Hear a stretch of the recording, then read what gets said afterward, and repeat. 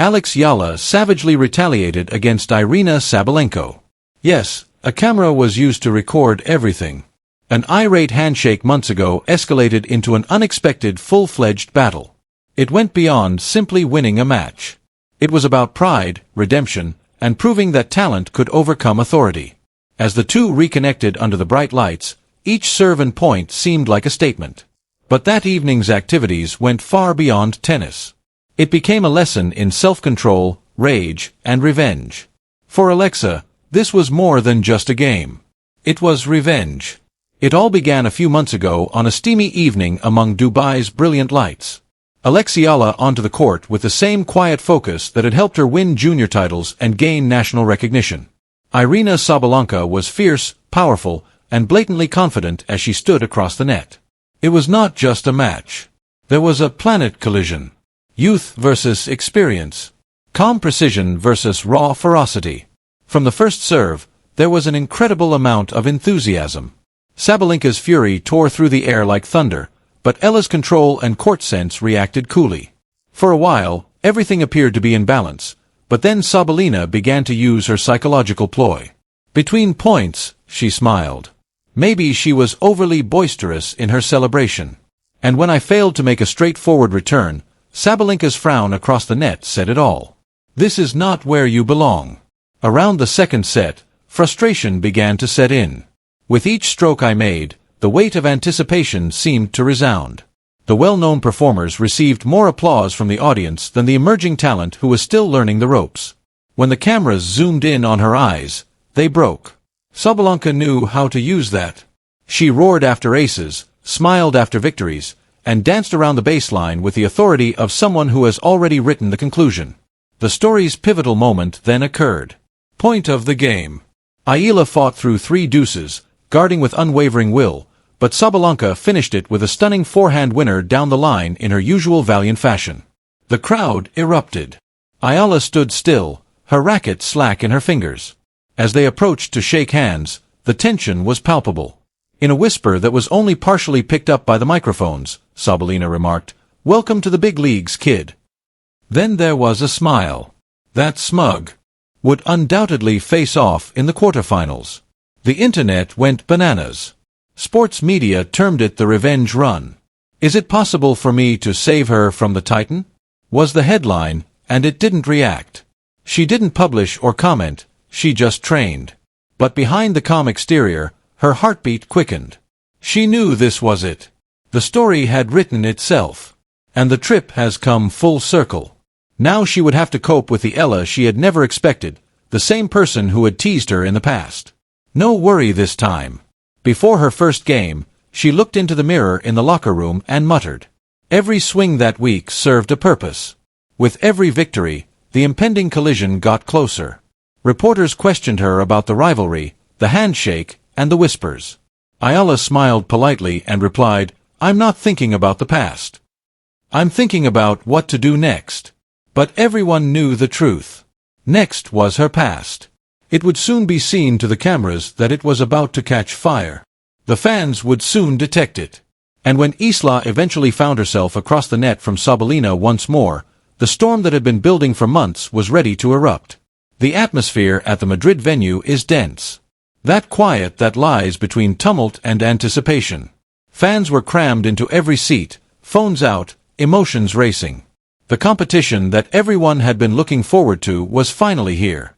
Eala versus Aryna Sabalenka, reputation versus retaliation, calm accuracy versus pure strength. As soon as you took the court, you could feel the difference. Eala didn't smile or wave. Her inscrutable, unblinking gaze was fixated straight across the internet. Sabalenka, on the other hand, came in like a cyclone, her racket beating repeatedly on her thigh. For a moment, she grinned, the same smirk from Dubai, as though she were still in charge. But this time, she didn't own the moment. The first serve of the match echoed like a gunshot.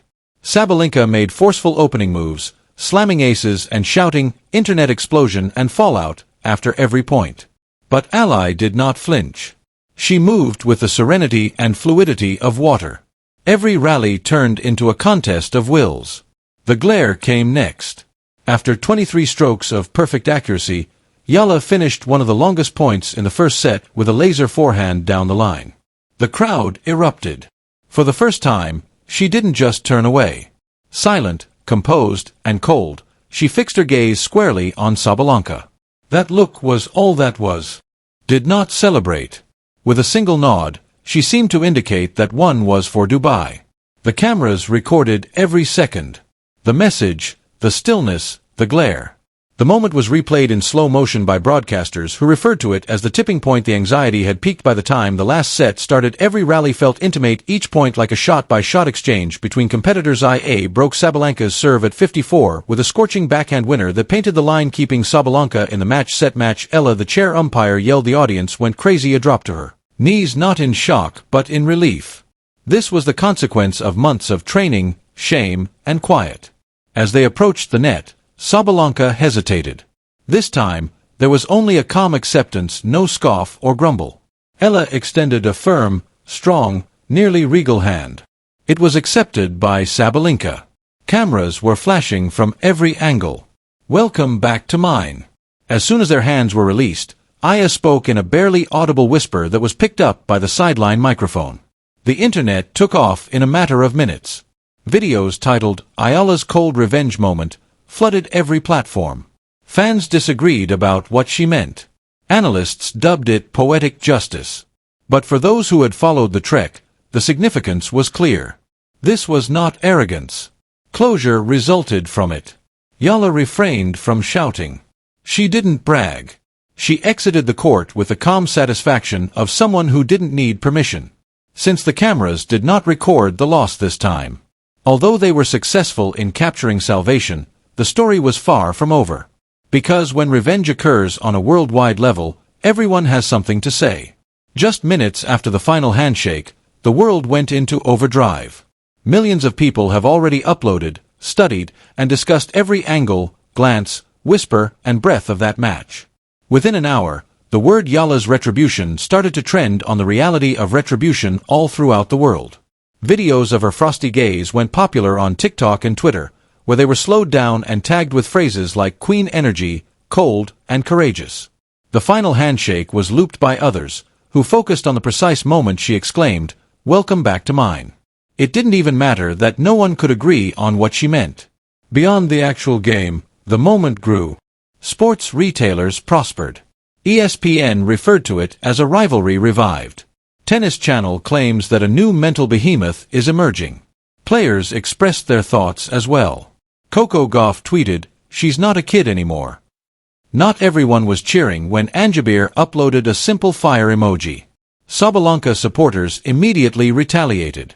Eala was charged with being arrogant and mocking a champion. One Belarusian publication's headline read, "Disrespect or Dominance." Eala overreaches. The narrative suddenly split in two. She was called a hero by one fan and chilly by another. Every time someone praised her elegance, someone else accused her of seeking disproportionate retribution. But Eala didn't say anything at all. Nothing was disclosed by her. She remained silent. The sound was not even acknowledged by her. Despite social media burning all around her, she returned to exercise the next morning as if nothing had occurred. But the world was resistant to change. Analysts repeatedly acted out the handshake. Frame-by-frame analysis, lip-reading, and slow motion. They turned a whisper into a documentary. What did she actually say? Was it planned in advance? Was it emotional or strategic? The story took on a life of its own. Talk shows talked about her perspective. Some former players commended her for her composure, while others advised her not to let pride get in the way. But the one person who could stop the chaos did not. Then came Sabalina's interview. As she sat in front of reporters, she smiled a little. Her initial reply, "She played great," was a delicate reaction that veterans give when their pride still hurts. But at last, the question that everyone had been anticipating was asked. "Did Eala treat you disrespectfully during the handshake?" Sabalenka paused, looked down, and laughed softly. She shared her opinions. "Thank you," she said. "But she should know. I also struggle with forgetting things." That one line rekindled the fire. It was now being referred to by fans as a growing rivalry.